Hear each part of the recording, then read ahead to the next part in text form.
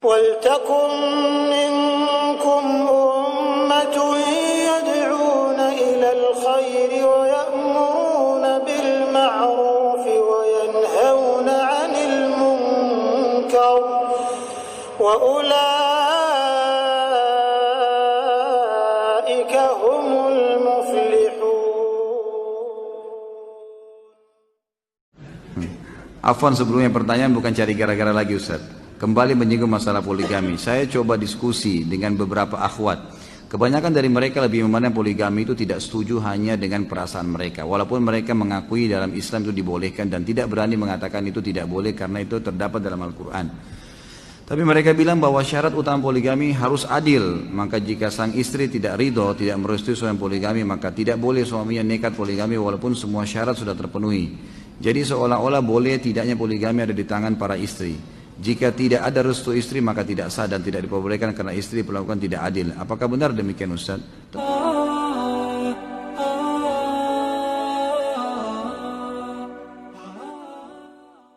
Tentu saja tidak.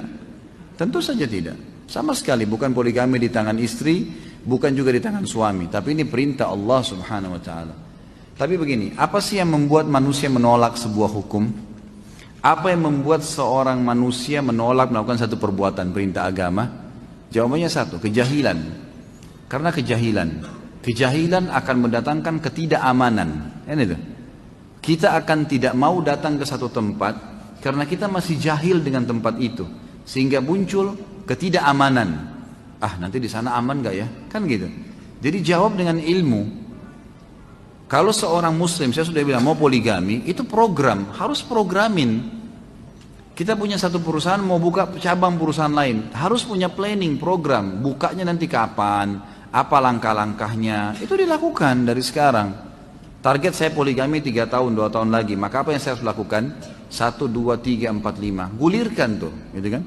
Dengan bertahap, dengan cara-cara syar'i, dengan berdoa, insya Allah bisa, dengan izin Allah Subhanahu Wa Taala.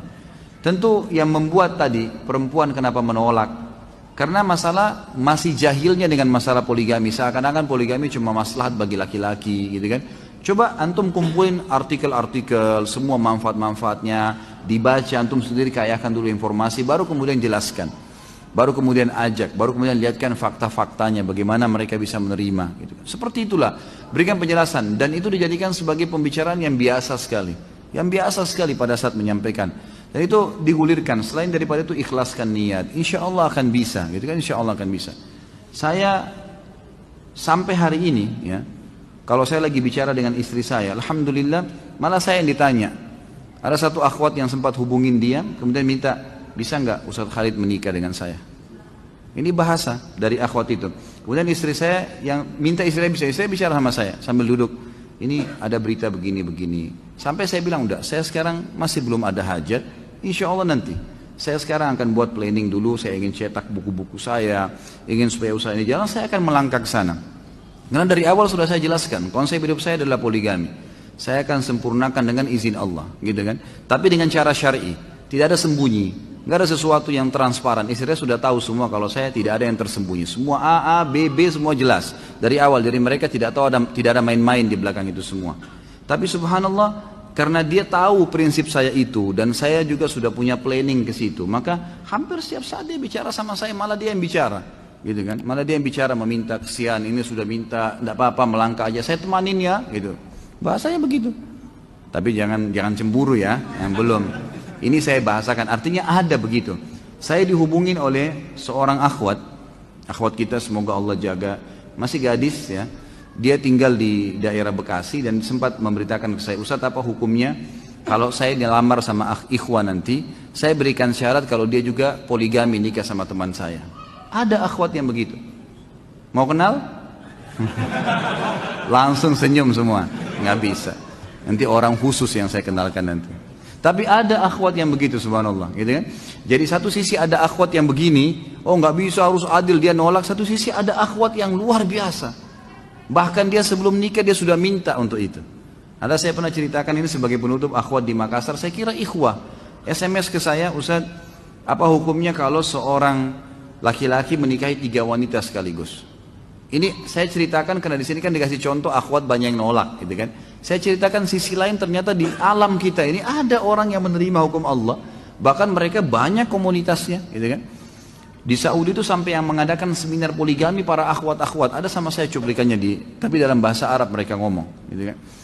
Nah di sini dia SMS saya, dia bilang, Ustaz, apa hukumnya seorang laki-laki mengkhidbah 3 wanita sekaligus? Saya bilang hukumnya boleh secara syar'i, hukum. Dia akad pertama, kemudian dia pindah akad kedua, akad ketiga, itu boleh saja. Terus selesai SMS, saya penasaran, saya tiba-tiba terlintas tanya, kenapa akhi bertanya begitu? Mungkin ada sesuatu hukum yang mau di follow up setelah itu.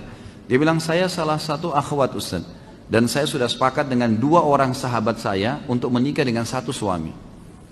Ini bahasa mereka, mau menerapkan poligami sebelum nikah. Ada orang yang seperti itu. Kalau iman sudah berbicara, teman-teman sekalian, yang pengecut jadi berani, yang malas jadi rajin, yang miskin jadi kaya, yang lemah jadi kuat. Iman yang bisa mengubah itu semua.